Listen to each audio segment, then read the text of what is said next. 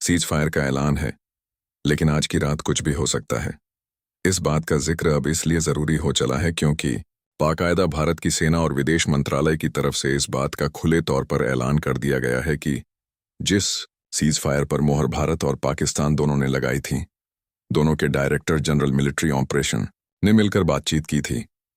पाकिस्तान ने उस cease fire को 3 घंटे से भी कम वक्त में तोड़ दिया है, और न सिर्फ लाइन ऑफ कंट्रोल, जो जम्मू कश्मीर का इलाका है, बल्कि अंतर्राष्ट्रीय सीमा, जिसके दायरे में पंजाब, राजस्थान और गुजरात भी आते हैं, वहां पर भी पाकिस्तान की तरफ से ड्रोन और मिसाइलें दागी गईं। भारत ने हर हमले को विफल कर दिया। लेकिन पहली बार दुनिया के सामने यह सवाल बड़ा हो गया है कि अमेरिकी राष्ट्रपति ने जब खुलकर यह ऐलान किया कि उन्होंने लंबी बातचीत की है और उस बातचीत पर पाकिस्तान ने सहमति दी है। पाकिस्तान के सेना प्रमुख से अमेरिकी विदेश मंत्री की बातचीत हुई, उसमें भी सीज फायर की दिशा में पाकिस्तान की पूर्ण सहमति थी। इसके बाद ही भारत ने तय किया कि अब वह भी युद्ध विराम करेगा, क्योंकि पाकिस्तान मान चुका है कि गलती हुई है और युद्ध विराम की जरूरत है, और आतंकी संगठनों या आतंकवादियों को वह आश्रय नहीं देगा।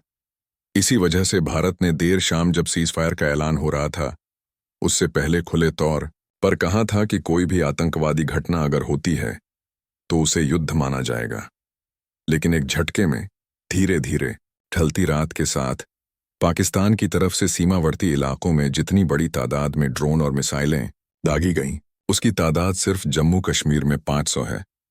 अलग अलग इलाकों में राजस्थान, गुजरात, पंजाब और कश्मीर में जो जानकारी आई, अनंतनाग में भारी गोलाबारी हुई, श्रीनगर की सड़कें खाली कराई गईं, धमाके लगातार सुनाई दिए।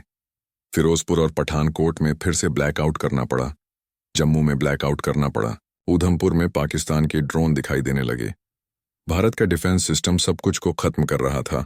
इसके बाद खबर राजस्थान से आई। वहां के 3 जिले जोधपुर, बीकानेर, हनुमानगढ़ दोबारा से ब्लैकआउट कर दिए गए। जम्मू कश्मीर के अखनूर, पूंछ, RS-पुरा, नौशेरा सेक्टर में हैवी फायरिंग की आवाजें सुनी गईं। राजौरी के इलाके में तोप मोर्टार शेलिंग लगातार बढ़ती चली गई। बाकायदा जम्मू कश्मीर के मुख्यमंत्री उमर अब्दुल्ला ने उस दृश्य को कैद किया और सोशल मीडिया पर डालकर कहा कि यह कैसा सीज फायर है। हमें लगता है उन तस्वीरों को जरूर देखना चाहिए जिसका खुला उल्लंघन पाकिस्तान की तरफ से किया गया, और आसमान में एक के बाद एक ड्रोन और मिसाइलें दिखाई देने लगीं। दोपहर 3:30 बजे दोनों देशों के director general military on operation ने बातचीत की। लगभग 4:15 बजे अमेरिकी राष्ट्रपति ने जानकारी दी कि सीज फायर हो गया है। 5 बजे पाकिस्तान के प्रधानमंत्री शहबाज शरीफ ने बाकायदा बयान जारी किया और कहा कि क्षेत्र में शांति के लिए उनके नेतृत्व और सक्रिय भूमिका के लिए हम अमेरिकी राष्ट्रपति डोनाल्ड ट्रंप का शुक्रिया अदा करते हैं। उन्होंने यह भी कहा कि इस नतीजे तक पहुंचने के लिए मदद के लिए पाकिस्तान अमेरिका की सराहना करता है, जिसे हमने क्षेत्रीय शांति और स्थिरता के हित में स्वीकार किया है। हम अमेरिका के उपराष्ट्रपति J.D. फेंस और विदेश मंत्री मार्को रूबियो को भी दक्षिण एशिया में शांति के लिए उनके योगदान के लिए धन्यवाद देते हैं। यानी एक तरफ प्रधानमंत्री अमेरिका के साथ संबंधों को लेकर भारत के साथ सीज फायर का जिक्र कर रहे हैं, और दूसरी तरफ पाकिस्तान की सेना ने लाइन ऑफ कंट्रोल और अंतर्राष्ट्रीय सीमा का उल्लंघन करना शुरू कर दिया। 40 बजे यानी सिर्फ 2 घंटे 40 मिनट बीते थे, और इसी वजह से धीरे धीरे भारत की सेना को लगा कि एक झटके में सीज फायर को खारिज नहीं किया जा सकता। सेना के सूत्रों ने जानकारी दी कि ऐसा कुछ नहीं हुआ है, ये हो सकता है ड्रिल का हिस्सा हो। लेकिन उसके बाद लगातार 3 घंटे तक जिस तर्ज पर शेलिंग मोर्टार से होती रही, ड्रोन आते रहे, मिसाइलें दागी गईं, इन सबके बीच रात 11 बजते बजते भारत के विदेश मंत्रालय और सेना ने एक प्रेस कॉन्फ्रेंस की और कहा कि पिछले कुछ घंटों से सीज फायर समझौते का पाकिस्तान की तरफ से उल्लंघन किया गया है।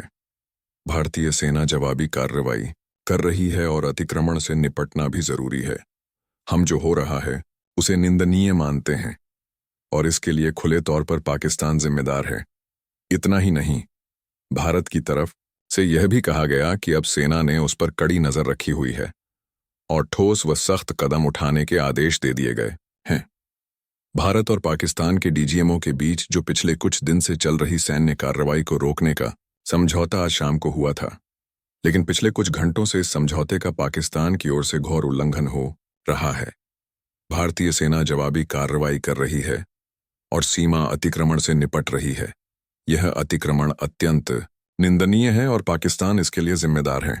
भारत के विदेश मंत्रालय और सेना को एक झटके में कहना पड़ा कि अब पाकिस्तान की तरफ से कोई भी कार्रवाई होगी तो उसका कड़ा रुख और कड़े जवाब के साथ कार्रवाई की जाएगी। लेकिन सबसे बड़ी बात यह है कि अंतर्राष्ट्रीय तौर पर पहली बार किसी सीज फायर को लेकर जब दो देशों के बीच युद्ध विराम की स्थिति का ऐलान अमेरिका ने किया हो और 3 घंटे भी नहीं बीते कि उसे तोड़ दिया गया हो, तो यह सवाल अब कहीं ज्यादा बड़ा हो गया है कि भारत लगातार जो पाकिस्तान को लेकर जिक्र कर रहा है, उसमें पाकिस्तान के भीतर निर्णय लेने की स्थिति में कौन है। वहां के प्रधानमंत्री तारीफ कर रहे हैं अमेरिका की, भारत के साथ युद्ध विराम को लेकर पूरे क्षेत्र में शांति स्थापित करने का जिक्र कर रहे हैं। दूसरी तरफ पाकिस्तान के सेना प्रमुख असीम मुनीर, जिन्होंने शुरुआत में ही कहा था कि भारत और पाकिस्तान एक जैसे बिल्कुल नहीं हैं, दोनों की दो धाराएं हैं। कश्मीर में जो आतंकवाद हो रहा है उसके पीछे पाकिस्तान को खड़ा होना होगा, क्योंकि वह पाकिस्तान की गले की नब्ज है। 3 बड़े सवाल इस सीज फायर उल्लंघन ने पैदा कर दिए हैं। पहला, क्या अंतर्राष्ट्रीय तौर पर अब पाकिस्तान को लेकर न सिर्फ अमेरिका बल्कि दुनिया के वे तमाम देश जो मानते हैं कि युद्ध की परिस्थिति नहीं होनी चाहिए और कोई समझौता हुआ है तो उसका उल्लंघन नहीं होना चाहिए, तो क्या पाकिस्तान के खिलाफ कार्रवाई की स्थिति में अमेरिका भी भारत के साथ खुले तौर पर खड़ा होगा? दूसरा, क्या वाकई पाकिस्तान के भीतर सत्ता और सरकार जो शहबाज शरीफ के साथ चलती है उससे हटकर पाकिस्तान की सेना का रुख दूसरा है और दोनों के बीच कोई तालमेल नहीं है, या यह सब कुछ रणनीति के तहत किया गया है? तीसरा, क्या इस भूमिका के बीच अब चीन की भागीदारी भी कहीं नजर आएगी, क्योंकि अमेरिका ने भारत और पाकिस्तान के शांति समझौते को लेकर जिस तरीके से मुहर लगाई, उसने दुनिया भर में यह संदेश दे दिया कि अमेरिका अभी भी दखल की स्थिति रखता है और वह नहीं चाहता कि इस पूरे इलाके में कहीं भी युद्ध हो। इसलिए आज की रात कोई आसान रात नहीं है, क्योंकि जिस तरीके से 2 घंटे 40 मिनट बीतते ही सीज फायर तोड़ा गया, उसमें आधी रात के वक्त जब यह संदेश सेना के सामने आ चुका है कि उसे पूरा अधिकार है खड़े से खड़े रुख को देने का, तो दूसरा सवाल यह भी है कि पाकिस्तान के भीतर से जो लगातार ड्रोन और मिसाइलें दागी जा रही हैं, क्या रात भर की परिस्थितियों में कौन सी घटना किस तरीके से घटित होगी। जो जानकारी निकल कर आ रही है उसमें पाकिस्तान के निशाने पर भारत के कई संवेदनशील स्थल हैं और भारत इसे बर्दाश्त करने की स्थिति में बिल्कुल नहीं है। बहुत बहुत धन्यवाद।